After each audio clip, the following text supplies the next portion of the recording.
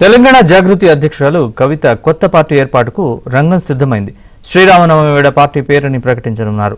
తన మెట్టినిల్లు నుంచే party symbol, విధి విధానాలతో పాటు తాను పోటీ చేసే నియోజకవర్గాన్ని కూడా కవిత ప్రకటిస్తారని సమాచారం. ఈ క్రమంలో వచ్చే పరిషత్ ఎన్నికల్లో కవిత పార్టీ పోటీ చేస్తుందన్న దానిపై సరికొత్త చర్చ నడుస్తోంది. మరి కవిత ఏ వ్యూహంతో ముందుకు రాబోతున్నారు? తెలంగాణ జాగృతి వేదికగా గ్రామీణ ఓటర్లను తన వైపు తిప్పుకుంటారా?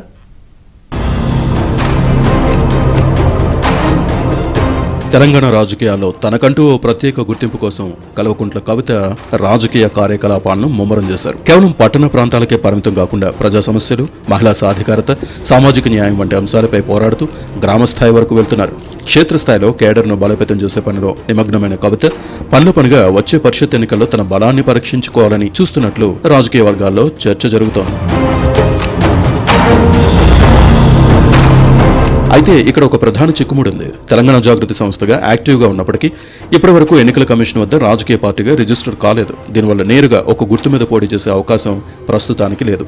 అంతేకాకుండా గ్రామ స్థాయిలో సంస్థాగత నిర్మాణం ఇంకా పూర్తి స్థాయిలో జరగాల్సి ఉందని, తొందరపడి బరిలోకి దిగితే ఫలితాలు తారుమారయ్యే ప్రమాదం ఉందని పార్టీ వర్గాలు భావిస్తున్నట్లు సమాచారం. ఒకవేళ కవిత టీం ఎన్నికల బరిలో నిలవాలని ఫిక్స్ అయితే అందుకు ప్రత్యామ్నాయ మార్గాలను కూడా అన్వేషిస్తున్నట్లు తెలుస్తోంది. నేరుగా పార్టీ పేరుతో కాకుండా ఇతర గుర్తింపు పొందిన రాజకీయ పార్టీల మద్దతుతో లేదా స్వతంత్ర అభ్యర్థులను రంగంలోకి దింపే ఆలోచనలో ఉన్నట్టు తెలుస్తోంది. ఇలా చేయడం ద్వారా అధికారికంగా పార్టీ ముద్ర పడకుండానే క్షేత్రస్థాయిలో తనకున్న పట్టును నిరూపించుకోవచ్చనేది కవిత టీం వ్యూహంగా కనిపిస్తోంది.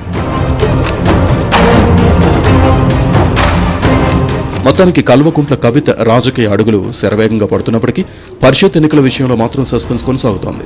అభ్యర్థులను నిలబెట్టి బలం చాటుకోవాలా, లేక మరికొంతకాలం వేచి చూసి అసెంబ్లీ లేదా పార్లమెంట్ స్థాయి ఎన్నికల కోసం శక్తిని దాచుకోవాలా అనే దానిపై మల్లగుల్లాలు పడుతున్నారు. మరి కవిత తన నిర్ణయాన్ని అధికారికంగా ఎప్పుడు ప్రకటిస్తారనేది ఇప్పుడు తెలంగాణ రాజకీయాల్లో హాట్ టాపిక్గా మారింది.